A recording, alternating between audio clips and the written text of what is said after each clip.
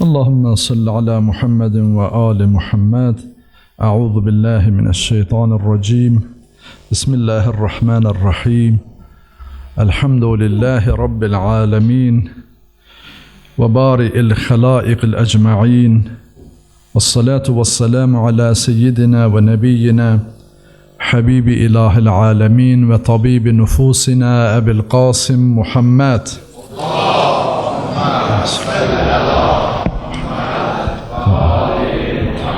Ve alihi tayyibin tahirin muntecebin ve la'nud daim ala a'daihim ecma'in minel âne ila kıyami yevmiddin. Amma ba'd. قال الله تعالى في كتابه الكريم بسم الله الرحمن الرحيم ولقد جاءت رسلنا إبراهيم بالبشرى قالوا سلاما قال سلام فما لبث أن جاء بعجل حنيذ صدق الله العلي العظيم. Eyyuhel mu'minun usikum ve nefsi bi tekvallah. Aziz müminler, sizi ve özümü ilahi tekvaya davet edirəm. Allah Teala bizləri təqva əhlindən qərar versin inşallah. Mübarək Şaban ayının artıq son cüməsindəyik.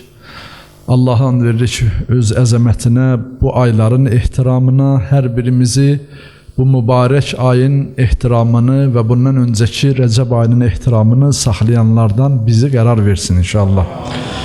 Və bizi inşallah mübarək Ramazan ayına yetişməyi nəsib eləsin. Qarşıdan Ramazan ayı yaxınlaşır. Necə ki Həzrət Peyğəmbərimizin xütbəsində buyurulduğu kimi artı Allah Teala sizi du'itum ila ziyafetillah. Əziz müsəlmanlar, Allahın Rəsulü buyurur ki, Allah-u Teala sizləri ilahi ziyafətə, ilahi qonaqlığa dəvət edir.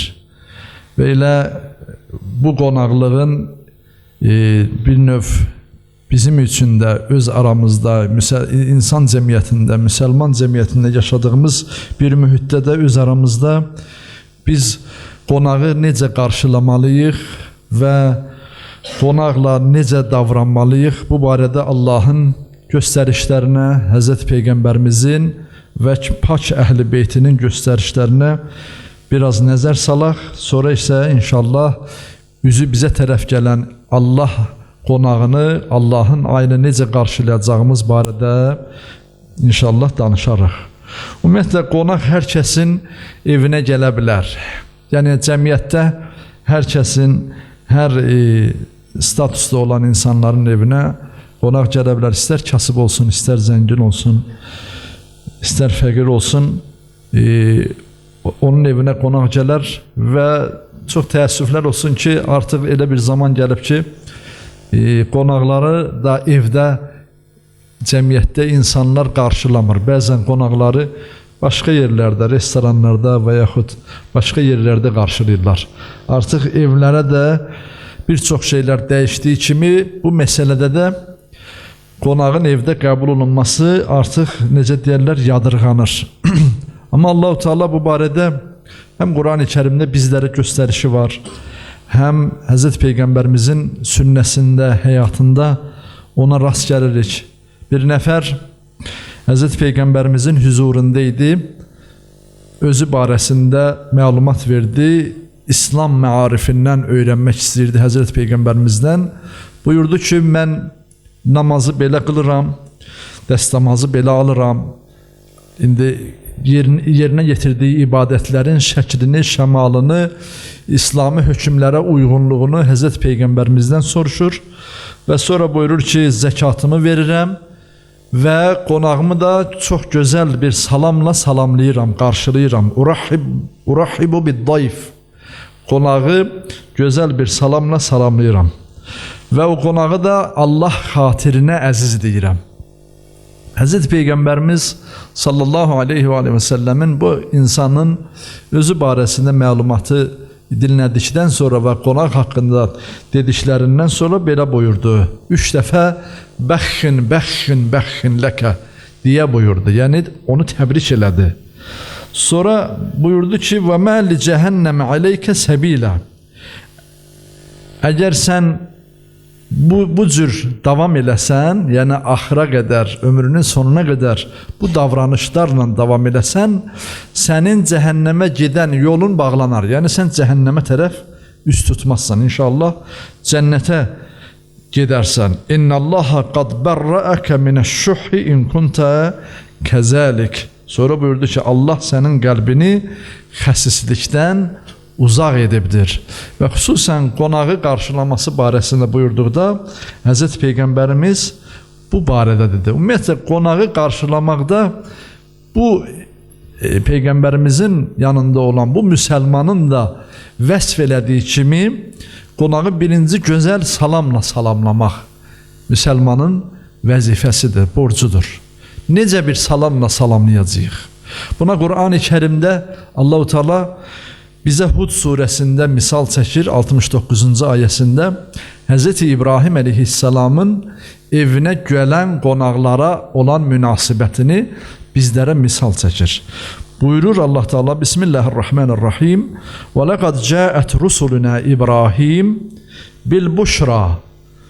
Həqiqətən bizim mələklərdən olan elçilərimiz Hz. İbrahimə bir müjdə ilə gəldilər. Müjdə, təfsirlərdə buyururlar ki, Hz. İbrahim əleyhissalamın övladı olacağı müjdəsini gətirmişdilər.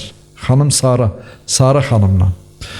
Və bu müjdə ilə gələn qonaqlar evə daxil olduqda qalu sələmən, salam dedilər. Qalə sələmun fəmə ləbisə ən cəə bi'iclin həniz. Onlar salam verdilər. Hz. İbrahim əleyhissalam da salam verdi. Bu ayət-i kərimədə iki salam kəlməsi işlənir. Bir mələklərin salamı zikr olunur. Qalu sələmən.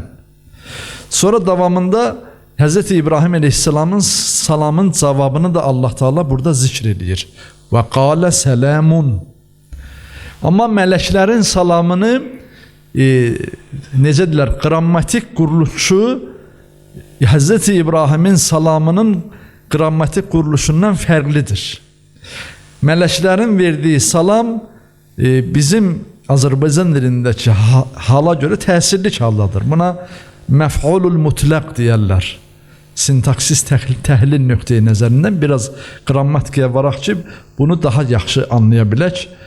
Ki, niyə? Mələklər sələmən dedi. Yəni, tamamlıq kimi dedi cümlə üzvü olaraq. Amma Hz. İbrahim əleyhissalam isə sələmun, cavabında sələmun dedi, cavab verdi. Buyururlar ki, bu ayət-i kərimənin təfsirində mələklərin verdikləri salam fe'li cümlə tərkibindədir. Amma Hz. İbrahim əleyhissalamın verdiyi cavab ismi cümlə tərkibindədir. Fərqi nədir fe'li cümlə ilə ismi cümlə arasında? Bunları müqayisə edəndə ərəb dili qrammatikasında ismi cümlə fe'li cümlədən daha üstün sayılır. Daha əfzəl sayılır. Niyə? Çünki fe'li cümlə müvəqqətidir, keçicidir. İsmi cümlə isə qalıcıdır, daimidir. Yəni fe'li cümlə nədən ibarətdir? Adından bəllidir. Fe'l var orada, hərəkət var. Bir fe'l ya baş verir, bir vaxtdan sonra bitəcək, ya da baş verib bitib gedib. Ya da ki bir əmr halındadır fe'l. Yəni müvəqqətidir. Amma ismi cümlə daimidir. Allah-u Teala'nın digər bir ayət-i kəriməsində, Nisa surəsinin 86-cı ayəsində buyurduğu kimi وَإِذَا حُيِّيْتُمْ بِتَحِيَّةٍ فَحَيُّوا بِأَحْسَنِ مِنْهَا أَوْ رُدُّوهَا. Buyurur ki, əgər sizlərə salam verildikdə, siz salamlandıqda biriləri tərəfindən, yəni sizə salam verildikdə, siz də ona ən gözəl şəkildə salamını qaytarın. Yəni ondan daha üstün salam qaytarın. Və yaxud ən azı onun qədər salam qaytarın. Yəni ondan əskik olmasın, ondan qısa olmasın. Məsələn, biri Əssəlamu aleykum deyəndə, salam verəndə cavabı necə olmalıdır? Allah Teala buyurur ki, bi əhsəni, yəni daha yaxşısı ilə cavab verməlisən. Cavabı nə olmalıdır? Və aleykumussalam və rəhmətullah və yaxud və rəhmətullahi və barakatuh. Daha yaxşısı, yəni salamın tamamıdır. İndi müfəssirlər, alimlər buyururlar ki, Hz. İbrahim əleyhissalam Allah Taala'nın bu əmrinə əda edərək selamun buyurur, ismi cümlə olaraq buyurur və Allah Taala cavabı daha üstün, mələklərin verdiyi salamdan daha üstün zikr edir burada Qur'an-ı Kərimdə, həm də özünün əmrinin bir növ Hz. İbrahim əleyhissalam tərəfindən əda olunması kimi zikr olunduğu için bunu Kur'an'ın bir letafeti kimi size zikr elədim. Yani bir ayede iki salam var ama biri selamendi, biri selamundu. Fərqi nədir? Biri feili cümlenin tərkibindədir, biri ismi cümlenindir. İsmi cümle feili cümleden daha qalıcıdır, daha baqidir, daha əbədidir. Ona göre Hz. İbrahim Aleyhisselam'ın salamı özünün de adının zikri kimi əbədidir ve salamı da əbədidir. Salavat zikri deyək Peygamber Ali Peygamber.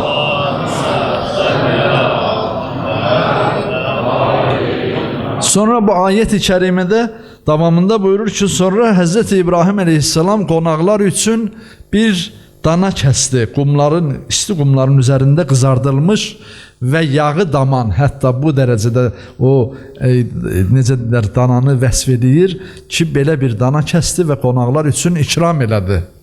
Soruşula bilər ki, görəsən qonaqlar üçün daha az bir şeyi təqdim eləmək olar mıdır? Olardırmı? Hz. İbrahim Aleyhisselam məhz böyük bir heyvanın, dananın kəsilməsini lazım idi ki, kəsdi. Cavabında buyururlar ki, yani təfsirdə Hz. İbrahim Aleyhisselamın qalanı olanı o idi. Olduğunu da qonağa neynədi? Fəda elədi. Yəni nəyi var idi? Evinə təşrif gətirən qonağa fəda elədi. Kəsdi. Yəni qonaq üçün heç nəyi əsirgəmədi. Və əslində o qonaqlar da yemədilər. Və sonra məlum oldu ki, Hz. İbrahim Aleyhisselam onlar ki, əllərini süfrəyə uzatmadılar və dedilər ki, biz Allah tərəfindən gələn elçilərik.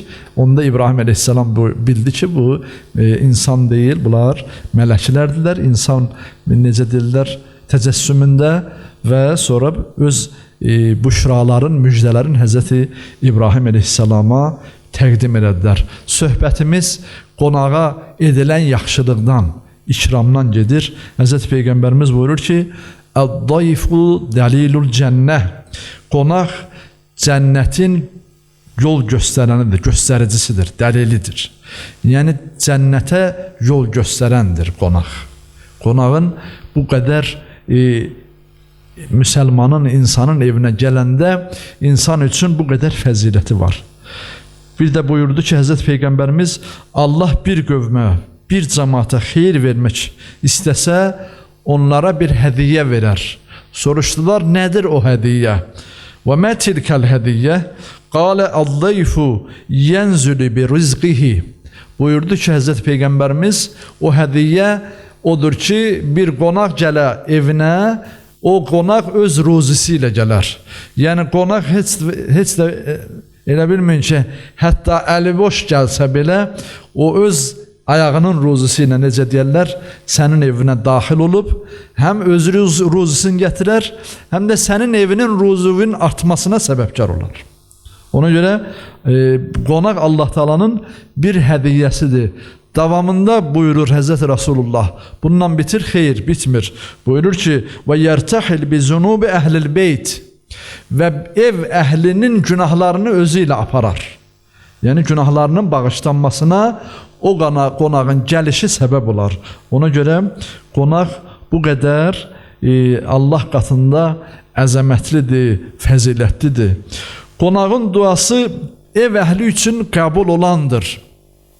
Bir neçə dualar qəbul olunar, onlardan da biri qonağın duasıdır.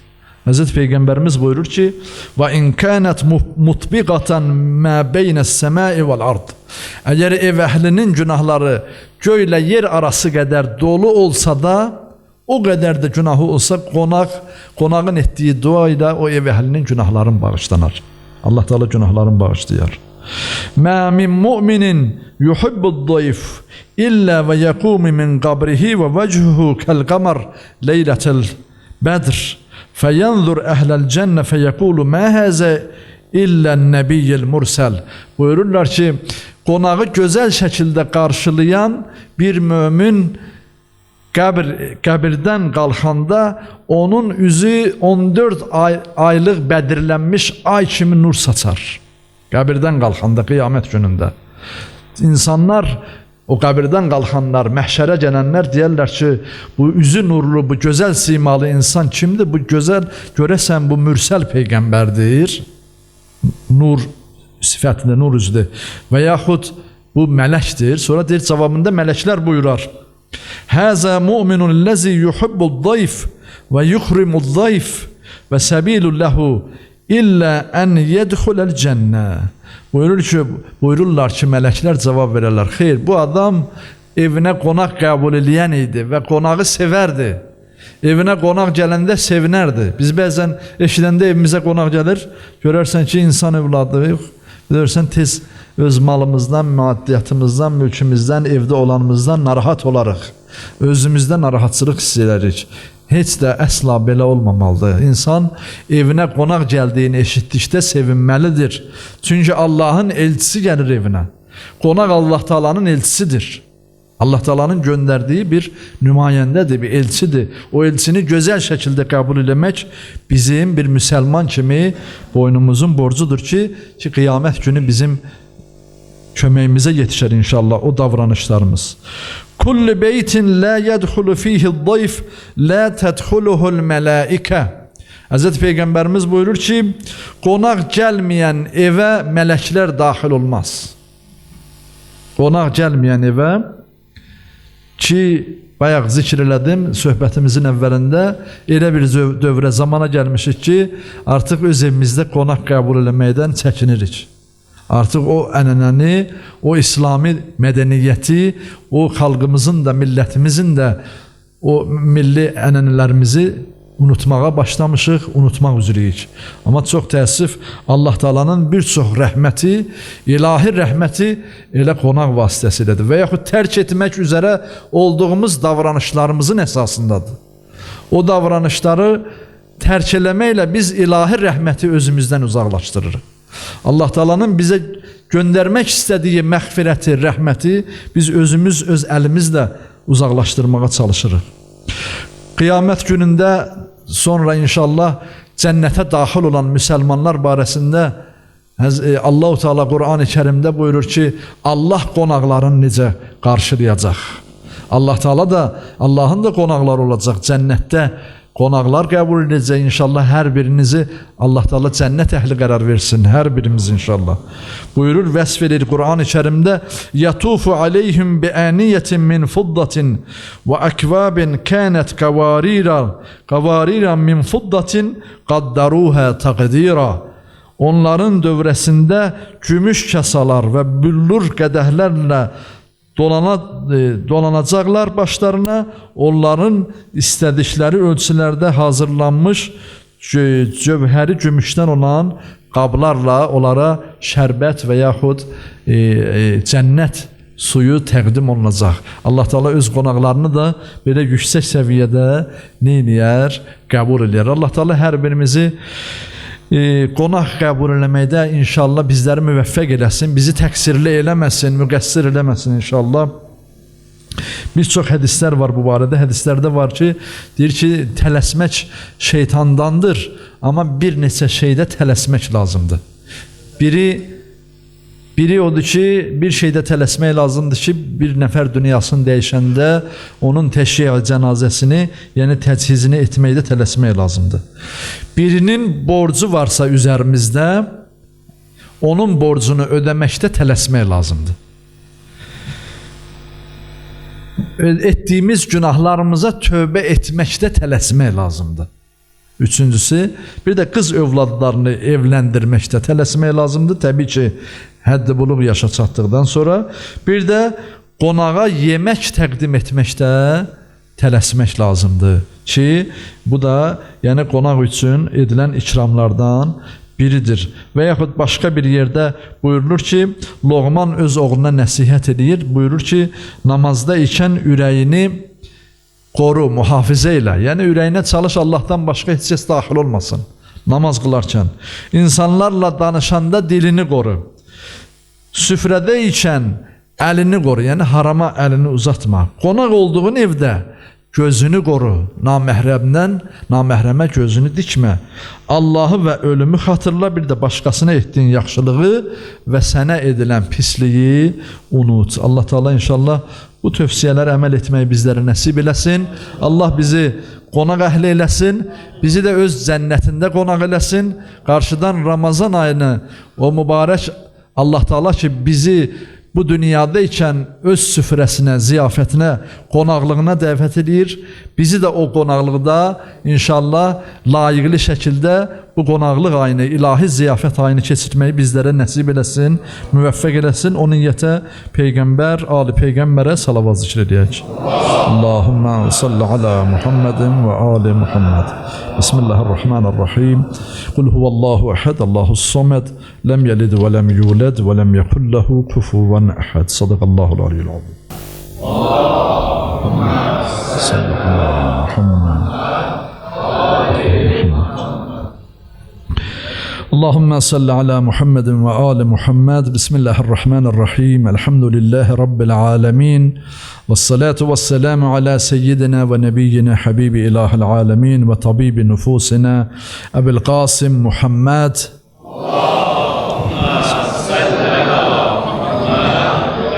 وعلى وسيه وخليفته يعصوب الدين أمير المؤمنين علي بن أبي طالب وعلى قرة العين الرسول الزهراء البتول وعلى الحسن والحسين وعلى علي بن الحسين ومحمد بن علي وجعفر بن محمد وموسى بن جعفر وعلي بن موسى ومحمد بن علي وعلي بن محمد والحسن بن علي والحجة المهدي العسكري.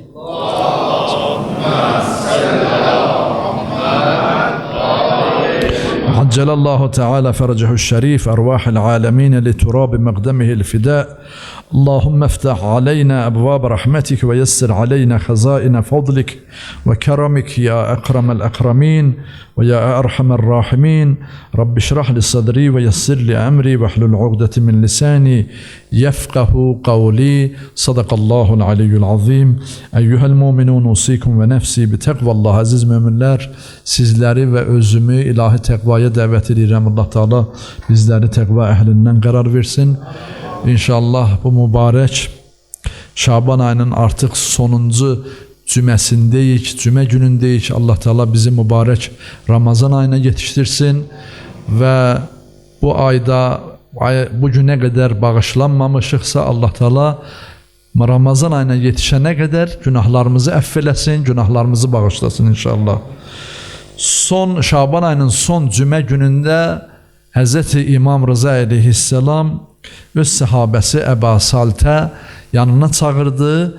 Yəni bugünkü gün kimi son cümə günüdür, Şaban ayının son cüməsidir və ondan sonra artıq növbəti bir neçə gündən sonra inşallah mübarək Ramazan ayı qüdum eləyəcək, daxil olacaq. Hz. İmam Rıza aleyhisselam Əba Saltı çağırdı və ona belə buyurdu: Ya Əba Salt, İnnə Şabanə qad mada əqsaruhu وهذا آخر جمعة فيه فتدارك فيما بقي منه تقصيرك فيما مضى منه وعليك بالإقبال على ما يعنيك وإلى آخر.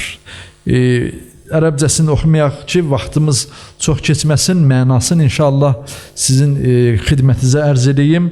Buyurur ki, ey Əba Salt, yəni sanki bizə müraciət edir İmam Rıza aleyhisselam. Şaban ayının artıq çoxu gedib və bu cümə günü onun axırıncı cüməsidir. Belə isə bu ayın qalanından ayın keçən günlərindəki təqsirlərini, yəni səhlənkarlıqlarını üçün yaxşı istifadə elə. Yəni bir neçə gün qalıb, bu bir neçə günü keçən günlərdəki səhlənkarlıqlarımızın necədirlər, üstünü örtmək üçün bu qalan günlərdən faydalı istifadə edək. Buyurur sonra, sənə xeyirli olanlara üst tut, çoxlu dua və istiğfar et, Allahdan bağışlanmağını istə, çox Qur'an oxu və öz günahlarından Allah Teala'ya tövbə et ki, mübarək Ramazan ayı gələndə özünü Allah üçün xalis etmiş olasan. Allah üçün xalis etmiş olasan. Deməli, mübarək Ramazan ayı daxil olmamışdan hələ imam buyurur ki, özünü bağışlatdır Allah Teala'ya. Sanki bu bir neçə gün və yaxud son cümə günü bizim keçən ilimizin mübarək Ramazan ayından sonraki keçən ilimizin bütünlükdə hesabat verəcəyimiz günlərdir. Bu günlər ərzində biz bir ilimizin günahlarımızın, təqsirlərimizin, səhlənkarlıqlarımızın istiğfarını, tövbəsini uca Allah Teala'dan istəyək ki, Ramazan ayına xalis niyyətlə, təmiz və pak olaraq daxil olaq. Biz bəzən elə düşünürük ki, Ramazan ayında bağışlanmaq lazımdır. Düzdür, Ramazan ayı Allahın qonaqlıq ayıdır, ziyafətidir. Amma o ziyafətə getmək üçün insan övladı bir növ ziyafətə hazırlaşmalıdır. İnsana bir yerə qonaq çağıranda, bir ziyafətə çağıranda nə edir? Paltarın səliqəli giyər, təmizin giyər, yuyunar, təmizlənər, çirkabdan təmizləyər özün, sonra qonaqlığa gedər. Allah-u Teala da bizi öz qonaqlığına dəvət eləyənkən o yolda, o müddətdə imam buyurur ki, özünü bağışlatdır, özünü təmizlə. Çünki günahlarla Ramazan ayına daxil olma, o mübarək aya bir il ərzində üzərinə yığdığın günahlarla daxil olma. Qala Rasulullah sallallahu aleyhi və aleyhi və səlləm Kulli şeyun lehu usulun və amudun. Hazreti Peygamberimiz buyurur ki, hər bir şeyin üsulu və təməli var.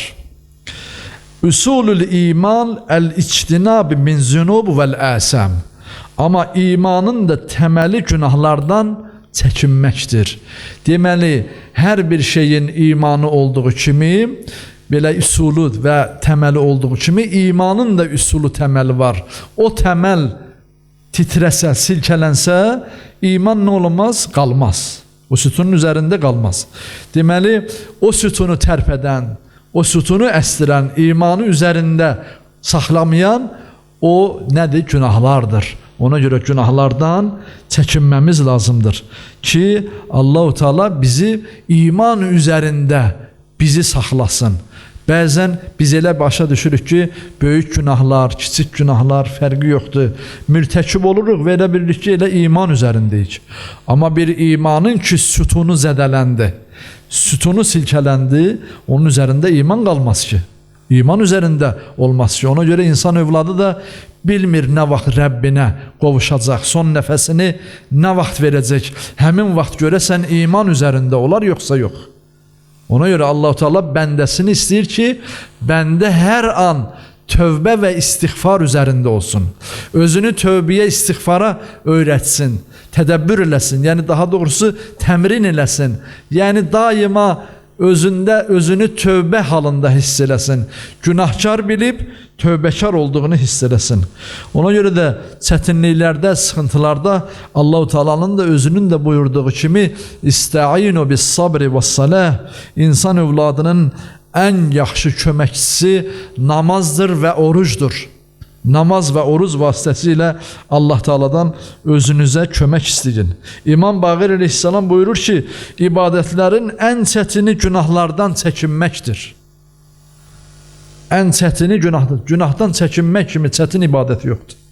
Başqa ibadətlər bilirsən ki, vaxtı var, namazın vaxtı var, orucun vaxtı var, zəkatın indi çətin də olsa vaxtı var, yeri var, malı var, müəyyən miqdarı var. Amma günahdan çəkinmək, günah insanı elə anlarda haqlaya bilir ki, elə anda insanın, elə zəif anında insan haqlayır ki, həmin an onun qarşısında insan aciz qalır.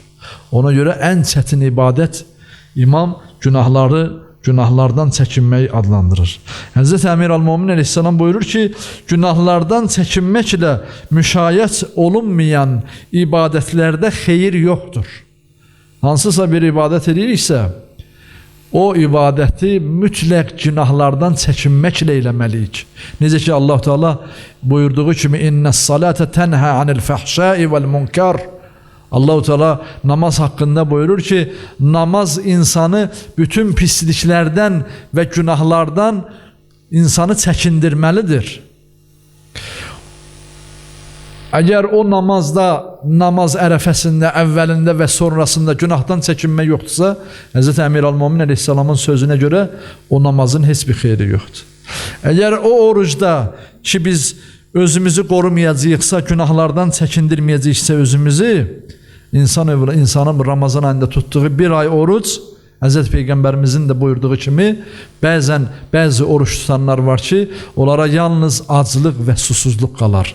Günahlardan heç iştinab eləməz. Özün elə adi günlərdə elədiyi günahı da Ramazan ayında eləyər. Adi vaxtlarda elədiyi işləri də Ramazan ayında yerinə yetirər. Fərqi yoxdur, hər hansı bir günah və insan övladı, yəni neynəsin, özünü günahlardan qorusun. Birinci İmam Rıza Aleyhisselamın bizə tapşırığı budur. Günahlardan çəkinmək, tövbə və istiğfar eləmək və özümüzü bağışladaraq Rəbbimizin qonaqlığına hazırlaşmaq. Davamında buyurur ki, başqasının haqqını və ya əmanətini boynunda saxlama. Ramazan ayına daxil olursan, borcun varsa borcunu əda elə. Kiminsə qeybətini eləmirsən, onun haqqını ödə, ya ondan halallıq al, ya deyə bilmirsən, üzün gəlmirsə, onun haqqında Allah Teala'dan bağışlanma istə və yaxud dünyasını dəyişibsə bağışlanma istə, onun haqqında sədəqə ver. Yəni, başqasının haqqı ilə Ramazan ayına girmə. Yəni, insanların haqqı ilə və yaxud Peyğəmbərin, Əhl-i Beytin üzərində olan haqqı ilə girmə. Hansısa bir insanın kinini ürəyində saxlama, etdiyin günahı tərk et, Allahdan qorx, təqvalı ol, öz gizlin və aşkar işlərində ona təvəkkül et. Hər kim Allaha təvəkkül eləyərsə, Allah ona kifayət eləyər. Sonra davamında buyurur Hz. İmam Rıza Aleyhisselam, bu ayın qalan günlərində bu duanı çox oxu ya Əbə Səlt. Necə ki bizə buyurur. Bu ayın, yəni bu cümədən Ramazan ayına qədər olan günlərdə imam buyurur ki, bu duanı çox oxu. Nədir o dua? Buyurur ki, Allahümmə in ləm təkun qəfartə lənə fīmə mada min Şaban fəğfir lənə fīmə baqiyə minhu. Mənası budur ki, heç olmasa mənasını yadımızda saxlayaq. Allahım, bizi bu Şaban ayının ötən günlərində bağışlamamısansa, biz özümüzü bağışlada bilməmişiksə, qalan günlərində bizi bağışla. Yəni, keçən günlər artıq keçib, təqsirimiz olub, özümüzü bağışlada bilməmişiksə, ilahi bizi bu qalan günlərdə bağışla. İmam Rıza Aleyhisselam buyurur ki, bu duanı çoxlu oxuyun, ta ki Ramazan ayına yetişənə qədər inşallah. Allah Teala bizi inşallah Ramazan ayına bağışlanmış halda daxil olmağı nəsib eləsin.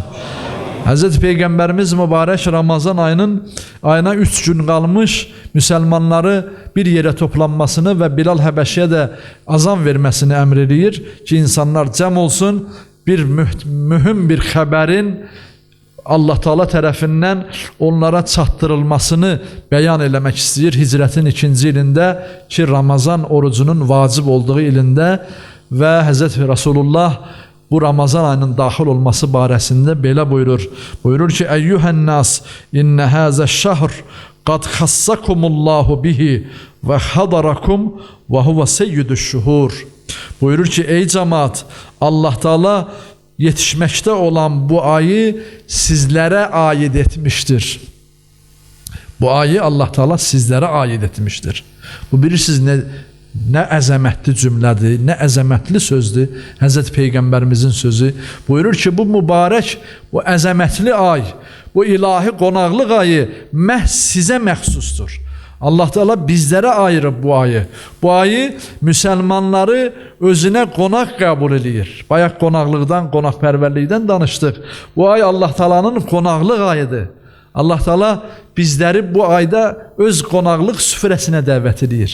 Bəlkə sual verə bilərsiniz ki, Allah Teala bizə bütün insanları, bütün bəşəriyyəti, ümumiyyətlə bütün yaradılmışları öz rəhmət süfrəsinə cəm etməyibmi? Allahın rəhməti ilə axı bütün canlılar, bütün varlıqlar öz həyatlarını davam edir.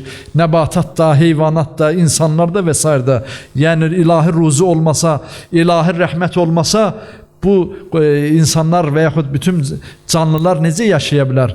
Əslində, ilin qalan ayları da Allahın biz qonaqlarıyıq. Ancaq bu ay, həqiqətən Allah Teala'nın bu ayını dərk edilənlər üçün xüsusi bir qonaqlıq aydır. Və bu ay elə bir qonaqlıq süfrəsi Allah Teala təşkil edir ki, başqa aylarda bizə verdiyi ruzini, hətta halal ruzini gün ərzində bizə haram edir, qadağan edir. Niyə? Çünki bizim ruhlarımızı qonaq çağırır. Bizim özümüz Allahın qonağı oluruq. İnsanın mənliyi, mahiyyəti Allahın qonağı olur. İnsanın zahiri, cismi, anatomiyası ki təbiətlə ruzilənir, Allah Taala'nın verdiyi ilahi ruzi ilə ruzilənir. Amma insanın kimliyi, insanın mahiyyəti onun zahiri görünüşü deyil. İnsanın mahiyyəti onun ruhudur. Onun nəfsidir. Onun ağlıdır. Və o mahiyyəti olan insanın ruhu dünyada xəlq olunmayıb. Bu dünya üçün deyil. Bu dünyada xəlq olunan bizim bədənlərimizdir. Ona görə bu dünya ruziləri ilə ruzilənirik. Bizim ahirətə, mələkut aləminə, Allaha məxsus olan tərəfimiz isə Allah qatında ruzilənir. Ona görə Allah Teala bu dəfə cismimizi ruzisiz qoyub bizim ruhumuzu özünə qonaq dəvət edir. Ruhlar Allahın qonaqlığına dəvət olunur. Ramazan ayında qonaqlıq süfrəsi ruhların, nəfslərin, ağılların, hisslərin Allah Teala'ya qonaq olan ayıdır. Ruhlar bu ayda ləzzət alar, bədənlər deyil.